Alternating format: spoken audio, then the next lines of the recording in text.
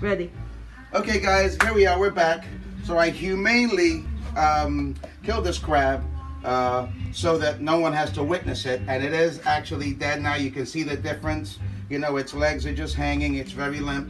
So because I'm going to be using the back shell for the presentation on this crab, what I'm going to do, the way to get this back shell off of this crab is to cut it off of the body.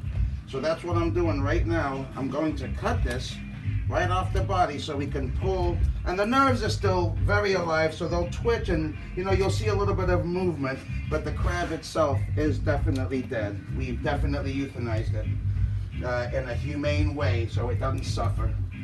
Oh, it's just amazing to see something this big, so beautiful. So the reason why we take this shell off like this is so that we can preserve some of the fat that's on the inside of the crab, because that is also something that's good eating depending on how much fat this crab has. So what we want to do now is just kind of snip it away until it comes out, and there you have the back shell off of the crab successfully removed. That's a beautiful thing. That's also going to go into the pot for color.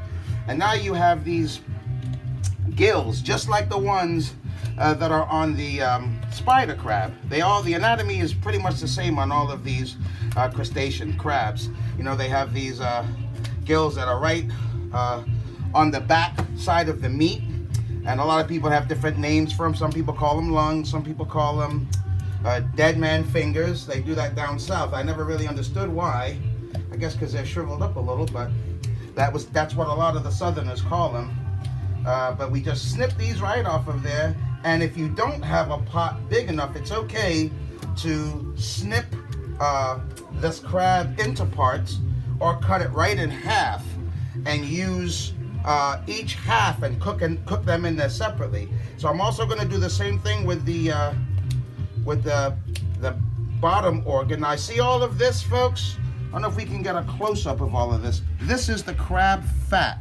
And there's nothing wrong with it. I'm also going to put that in a separate little container. I'm going to steam that also, because that has a lot of flavor when you're cooking your crab.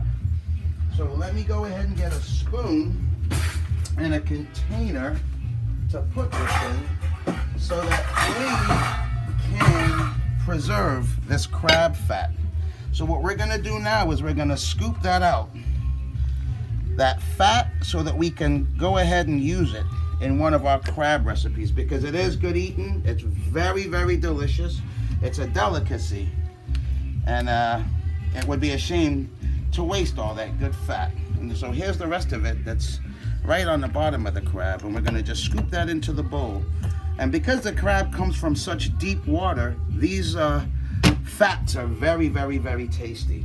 All right, so now we're left with the crab itself. Now, because it's nice and limp, I can fit this whole crab in the pot, which I am going to do, and then we're going to steam it for 15 minutes. It's very important to steam it only for 15 minutes so that you don't overcook this crab, because that's the last thing you want to do is overcook the crab, okay? And then we're going to go ahead and put the shell, the top shell, back in there so that can cook with it also. And there you have it, guys. So we're going to zoom back in 15 minutes when this crab is nice and cooked. See you then.